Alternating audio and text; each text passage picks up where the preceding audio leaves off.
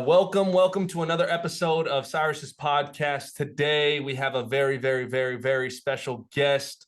He is an inspiration to not only me, but I know thousands and thousands of other people. One of my all-time favorite music artists, my man Jon Connor, the people's rapper. What's up, man?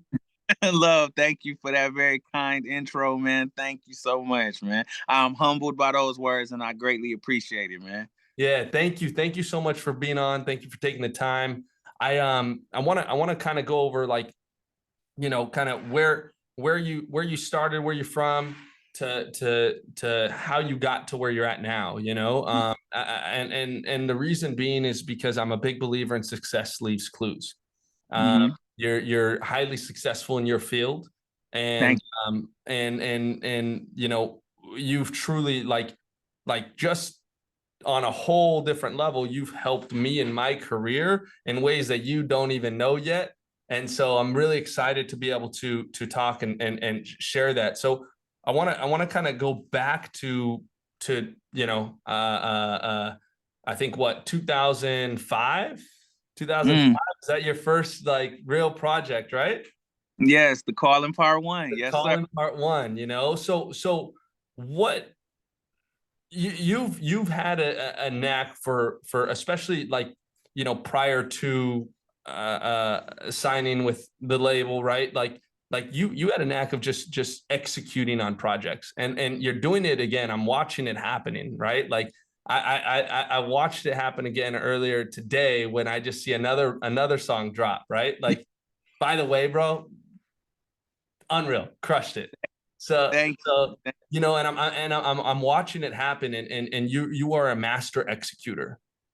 And I always talk about there's these three principles in life, that if you do these three things, then you can accomplish anything. And it's visualizing it, it's mapping it out, and it's executing. And Absolutely. I truly watch your moves, and I see that you're a master executor. So the Calling Part One, like, what led you to even put out a project, to start a project, to even do anything when maybe cards weren't in your favor? Um, because I never looked for one, I never at any point in my journey looked at things like the cards weren't in my favor. I've always been at peace with whatever I'm going through is preparing me for whatever's coming later. You know, the old expression is greater later. So one thing that always works for me is that I've always been foolishly optimistic about just life and the journey of life, you know. But what made me want to do it was at the time, so 2005, I think I had just turned 20 years old. I think I said that on the call in part one that I had just turned 20. And, when I was 18, I went to Full Sail University in Orlando, Florida. Yeah. Oh, Winter Park, Orlando area. And I had met these two cats, E. Rude and K. Wills, who produced the call in part one with me. We had similar energies. And coming from Flint, which is a pretty small town, it was like I had never encountered people that took music as seriously as I did. And those two cats took music just as serious as I did. Loved to talk about it 24 hours a day, just would immerse ourselves into music. And when I met them at Full Sail, we knew that we wanted to make a project. And at the time, this is when crunk music was really popping. And this is when, Lil Jon had the radio on lock. And at the time, we just wanted to make something that focused on lyricism and substance. And because everybody was partying at the time. So we just wanted to be different. We wanted to stand out. We wanted to make history. We wanted to do all those things that young artists and producers want to do. So just at the time, I looked at the call in part one was just another part of my journey. And not to get too long-winded, but it's there's a whole bunch of music that the world never heard that happened before the call in part one. There's all of the mixtapes and all of the music, self-produced music I did back in high school. And the call in part one is the first album I ever did as Jon Connor. Prior to that, I was called Do So, which was my nickname in the hood. Okay. So it was like I wanted the call in part one to signify this new version of me. I didn't want to be associated with anything that I had did in high school. I wanted to like start fresh, start all over. I wanted that when I wanted the Calling Part One, I actively knew like, yo, on my journey that I'm about to embark on, I want this album to be the first thing that represents me as Jon Connor. That's amazing. Bro, so my just to a little history here. My brother is a super big hip hop head, like super big hip hop head, and we would always look for all these artists. We'd listen to them on Dat Piff and go through. And I remember my brother coming to me one day and being like, "Yo, you need to hear this kid. He's dope." And I was like, "Who's this?" You know. And I remember going back because I didn't, 2005 was actually the year actually my dad passed away. I was 11 years old, right? Sorry to So hear that. I'm a big believer in everything happens for a reason. But we can dive into more of that later, but the I remember like going back and listening to everything, like all of your different projects and really seeing like the growth of you as not only as an artist but as a human being, which is kind of a cool journey to see, like listening to your music. But something that always has been consistent is your mindset and your ability of manifestation. Like when I'm looking and I'm listening to what you've done, I mean, I remember I played soccer for a living. I remember before every single game while you were sleeping was on my that was the first song that I was listening to, right? Yeah. And to this day, I have on my um wall, you are the best. I am the best in the world at what I do. And that's because truly I believe that in my space. But you have done that, and you consistently throughout your projects and throughout your life, you've shown that hey, look, I am the best in the world at what I do. But where did you get that mindset from? I think that comes from my mother. She always told me, don't be in competition with other people. Just figure out what it is that you do. Figure out who you are, because nobody could be. And my real name is Jan. So if I refer to myself as Jan, that's what it is. But she always said, be the best Jan you can be. Nobody could be you better than you. You know what I'm saying? If you're trying to somebody else or do what somebody else is doing, somebody gonna always be better than you at being them. You know what I'm saying? 100%. So the best in the world at what I do, I feel like is that like I do what I do, and I do feel like I'm the best at what I do. I might not could do what Migos do or Jay-Z do or Drake do or whoever, but if you want to hear what Jan does or what Jon Connor does, I do that better than anybody on the planet. And I'm going to do that to the day I leave this earth. So that's where it came from, is my mother just always telling me to be myself. If you're going to do something, put your all into it. Don't ever half-ass anything. From the second I ever told her that I wanted to do music, she was like, okay. And she became almost like a stage mom. Anytime I did anytime I was rehearsing for like a talent show, I had to perform it for her first. Every project to this day, like that I get done, every time I get done with a project, she'll listen to the project and let me know what she think about it. Like it was put your best foot forward, do your best in whatever it is that you do, and always be yourself. Don't try to be anything other than who and what you are. So that came from my mother. I love that. I love that. That's man, I'm a big mama's boy myself. So it's like my Shouts to all of the mamas of the world, man. tell me about it, brother. Tell me about it. Like without them, we wouldn't be here. You know what I mean? And come on now. So so you got it from your mom. Now talk to me about like your history of maybe your family history as far as your parents go. Was your mom always that way with you with everything that you did? Was it because of something like was it, for instance, for me, like when my dad passed away, my mom always kept that thought process in my mind, like you can do anything you put your mind to. Like she always said that, but that was something that came from my dad that she really supported and like continued to grow. And she would always say like my dad, people would be like, oh my gosh, you did so great with the boys. And she's like, well, Nick planted him. My dad's name is Nick planted him, but all I needed to do was water it. Right. So like, where do you think that mindset came from with her to be able to support you? Wow. My mom has always been different, even in this, the even with the dynamics of my whole family. Like my mom was always the one that kind of stood out. My mother was always the outspoken one. She was just that sore thumb that always stuck out in our Yeah. family. And she just was always special in that way. Like my mama don't take no crap, don't take no shit from nobody. She stands up for herself. She speaks her mind. She's a very strong-willed woman. And I think it was just, and maybe that came from my grandfather because he was both of my grandparents were like that, just very outspoken and you know what I'm saying, go get yours type thing and don't give up and that type of thing. My grandfather instilled that in me as well, and then to my mother as well, the don't give up, be yourself, be a leader, not a follower type mentality. So I think that's maybe she got it from my grandfather because he was that way as well. I love that. And speaking of the don't give up mentality, you go ahead. To that question you asked me that I didn't answer, I just want to make sure I answer all your questions specifically. What was it? Say that again. Sorry, I lost you.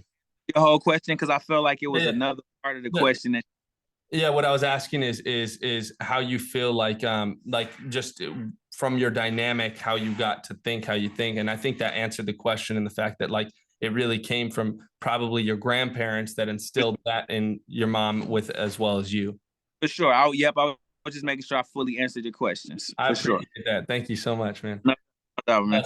So what I was saying was speaking of that don't give up mentality, again, and I listen to your music, I see kind of what you've been doing, but this gives me an opportunity to really dig in and say, okay, like, hey, you went through some rough time recently with your music on the music side of things, right? In as far as getting back to what you've been doing. And I remember your music dropping, and then there was silence for a while. Radio silence. Radio White silence. And I static. remember being like, what happened? Where is he? And my true question is that's I think I've listened to a couple other of your interviews and you've talked about, hey, like right before you signed with Dre, right? It was that thought process where like, man, I'm not going to sign. I'm just going to do my thing. I'm going to do it, whatever, blah, blah, blah. So you kept going even when that was where you thought you wanted to go, right? And it's like, yo, I want to go there, but it's not going to happen. So you kept going. And then so you have this tenacity over and over again in your life and in your career. And how do you keep going when again, like you are you continually hit these roadblocks? What keeps you going? Is it that mindset, or is it that like how do you continually push through all of these roadblocks? Because I feel like my spirituality outweighs anything that I do in the physical form. I feel like how you just said that I inspired you, and this is the first time we ever met, right? Yes, sir. So I feel like and I always want to make sure I verbalize things correctly. You never know who's watching and you never know who's being inspired by your journey. So it's like, it's not, if I was to ever give up, it's not just me giving up. I am a voice to, no matter if it's a 1,000 people, 1,000,000 people, or 5 people, my voice is a voice of reason and an encouragement to a certain demographic of people. And so if I was to quit, the same way I would have influenced them and inspired them to keep going and achieve their dreams. If I quit, then maybe that tears down their spirit and says, damn, if Jon Connor quit, maybe I should too. And it's That's like, no. powerful.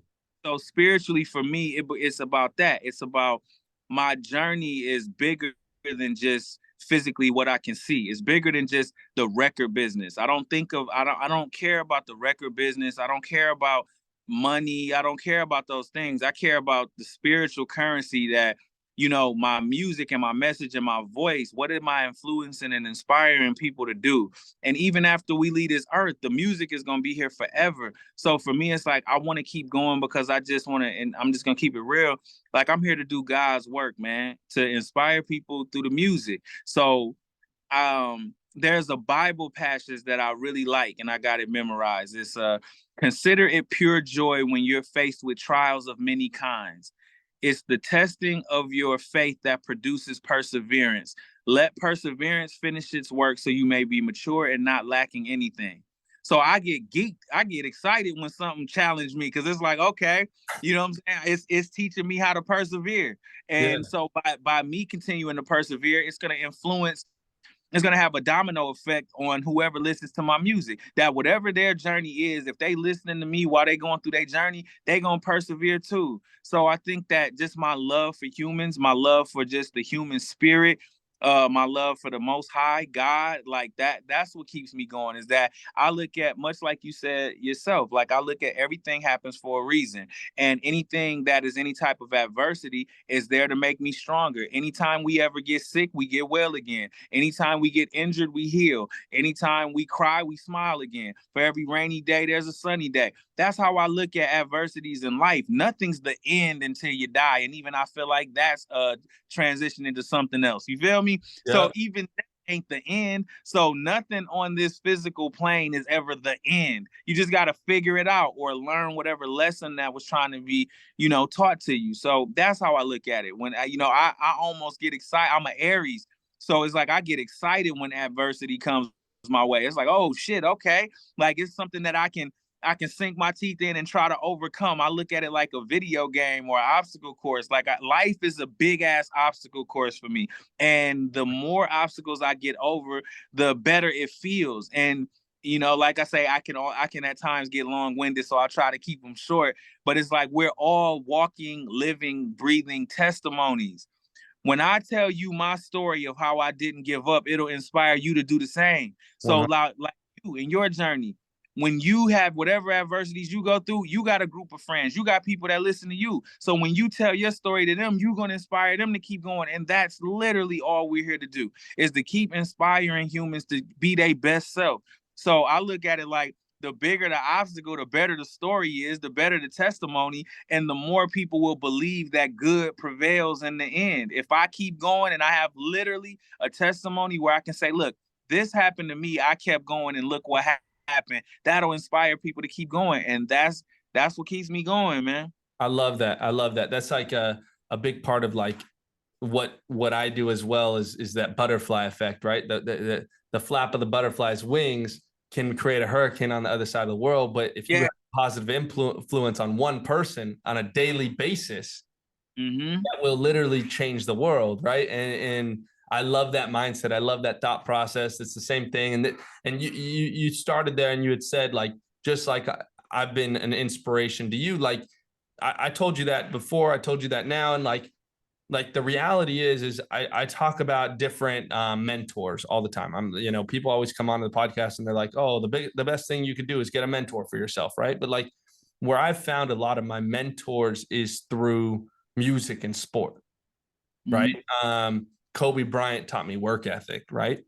Nipsey Hussle taught me more about business than anybody, and you've helped and taught me about mindset more than most people, which is like such a beautiful thing, because really truly when you have a mindset like you have, and this positive mindset, this mindset that everything will keep going and everything happens for a reason, you're literally unbeatable. Absolutely. Because your reality is what you truly believe, right? So it's this thought process and it's this mindset. And so I want to really truly thank you for that, because I've got it from my friends, my family, things like this. But what I always tell people is like the music you listen to, the things you put into the books you read, the knowledge that you soak up on a daily basis is really truly how you think and how you act and how you put out. So can you put yourself into situations? Can you listen to the music and the audiobooks that are going to elevate you as a human being and create a better future for not only you, but the people around you, right? Mm-hmm. Now again, you push through now. Now you're back as independent, all varsity music group, doing Yeah. your thing, crushing it again, right? And I see that smile, that happiness, right? Like it's a weight lifted off your Yeah. shoulders. Looks like, you know. Um, Yes. Talk to me about that. Talk to me about what you're doing now, where you're going, what you're headed to. Like, what's next? Man, just to continue to continue the journey of helping people through music, man. You know what I'm saying? I am happy just being back independent. That's where I thrive. Like I say again, I'm an Aries, so we don't like to be told what to do. We know we have a very clear identity of how we want to be perceived, what we want to do. We don't like waiting. You know what I'm saying? We very get up and go type of Oh, I know my sign. brother's an Aries, bro. I know that. Yeah, yeah. Shouts to your bro, man. So yes, he know definitely what time it is. We don't do well when being shackled down or anything like that, or being told what to do or whatever the case may be, or just we don't like not being in control of our own destiny. Yeah. So for me, what's next is just to continue. I love making music. For me, success is different for everybody. You know what I'm saying? Yep. So for me, success has always been I just want to be a musician that can pay the bills from the music that I create, be able to tour and be able to give my energy live to the people that support me and I support them back. Um and to just have a happy, peaceful life making music. That's success to me. So, I'm living my idea of success, creating with people that I want to create with, doing what I want to do, influencing lives and impacting people, being able to consistently put out music on a consistent basis. Like, man, just to continue to let every idea in my head manifest. I'm coming up with a book right now that I'm writing. It's called Wow. Tales of a Tumbleweed, which is cool because it talks about my journey in show business, and it has like just different pictures of me in just weird situations with like a lot of like quote unquote celebrities or whatever, but there's a lot of cool stories and a lot of life lessons that I learned. So I'm writing the book Tales of a Tumbleweed, also about to start releasing. Like, I've been documenting my entire journey in music since I was 14 years old. So Wow. I'm about to start doing like a web series where I kind of do like a Everybody Hates Chris style like little web series, but it's real footage and shit where Yeah. I'm narrating how I was feeling at the time that these things were happening. And then also just mad projects coming. The 3 project is coming probably in April. Me and my man DJ Silk got a project coming out. Me and my man iRock, a dope producer from Detroit, we have a joint project coming out. And I got a chance I'm working with like some really cool artists on all of these projects, man. Me and my man KLC got a project coming out from the legendary Beats by the Pound. It's just a lot of music, and I'm in a space where I feel totally free to explore all of my creative avenues, and I don't feel like in any um in any part of my journey I don't think that I've ever been able to fully express all of the aspects of my creativity, and now I feel like I can, and I'm just excited to do it, man. That's exciting, man. You said something at the very beginning there. You said success is different for everybody, and I think that is truly one of the biggest life hacks to understand, because I think especially with social media Right. days, we are so comparison based, and comparisons is thief of joy, right? But when you realize your success and your happiness depends on what you want to do, not what everybody else wants you to do, not what Mm-hmm. everybody else tells you your plan is. When you Yeah. realize that your success is what you want to do, that's when you're truly successful, and because every day you're enjoying what you do. And I hear it in your voice. I see it. Like you said, you're able to express yourself in ways that you weren't able to artistically. That's success, man. I freaking love it. You. I freaking love hearing that. Now, tell me, Jon, where do people find you? Where should they reach out to you? I'm gonna answer that, and I Yeah, just wanted to add one thing than what you're please saying. do. I know millionaires and billionaires who are miserable, and I know people that live in the ghetto that's happy as shit. Yeah, So it's You know, success is happiness. That's all it is, man. Like finding that happy place. That's it. That's all this life thing is about, man. But that's what I tell I was talking to somebody the other day, and I talk about this all the time, but you know it's that you want a truly fulfilling life. There's really two things that you got to do in life. It's one, do what makes you happy, not what makes that person happy, your parents happy, your significant other, anything like that. Just what makes you happy, and Mhm. then love other people. Like I That's truly think that's it. You do that, you have a fulfilled life at the end of the day. That's it. We add all of these other things and things into the thought process that kind of complicate how simple life should be. I look outside every day and I remember what life should be. Like because like if like I feel like nature is the best example of how we as humans should be living life. Like you know what I'm saying? Like everything is at peace with whatever its role in this big thing is. A squirrel ain't tripping about its role in Yep. life. It's happy every going and getting acorns and doing what it's doing.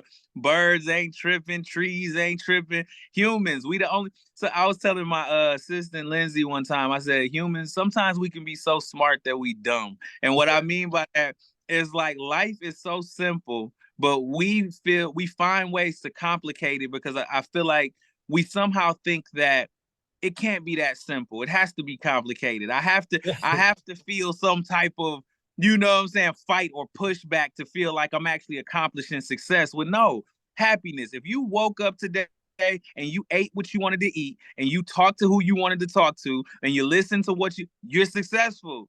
And just keep taking that every day, each day at a time. Every day, make sure you're at peace and you're happy with whatever you did with that 24 hours. And I guarantee you that's success. That's peace, inner peace, happiness, and being content with your role, whatever role you give yourself to play on this planet. Be happy and content with that, and that's success. You know what I'm saying? So, I love that. Yeah, I heard another video the other day. It was I was watching it. It said something like, you know, hey, if I gave you $1 million right now, would you be happy? Hell yeah, I'd be happy, right? Like I'd be stoked about it. Okay, uh-huh. if I gave you $10 million, but you don't wake up tomorrow, would you be happy? Mm. And it's like, no, I wouldn't be happy if I got $10 million and I didn't wake up tomorrow. So then why are we waking up tomorrow and not like, so stoked and excited? That's more $10 million. That's 10 times what you said Right. you'd be happy about, right? You know? Absolutely. Absolutely. Man, I'm telling you, that is I'm gonna every encounter we have with people is like a teachable moment. So from now I'm gonna take that, you know, when I have different times that I speak, I'm gonna definitely reference you that you just told me that the $10 million not waking up, because yeah, that's dope.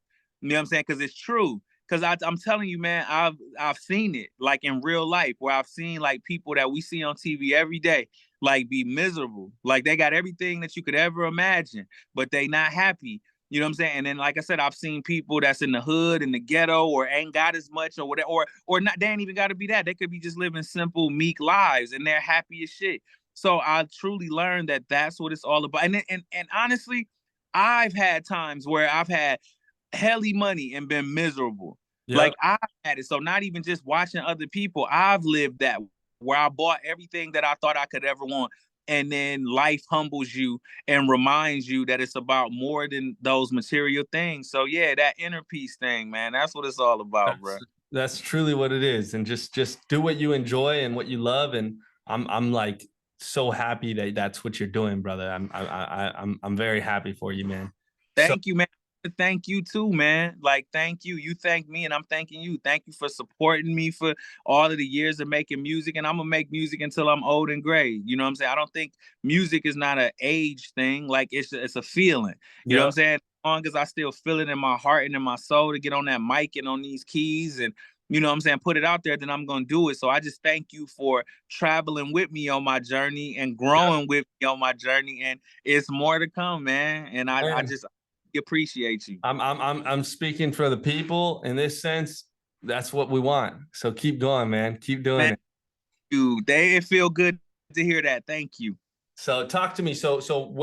Where can they find you? Where can they reach out to you? Where can they find more information? Where do they find your music? So hit me on my social media platforms. Twitter and Instagram is at Jon Connor Music, JonConnorMusic. And then from there, the link to my site is in my bio, so they can get the merchandise, they can get the back catalog.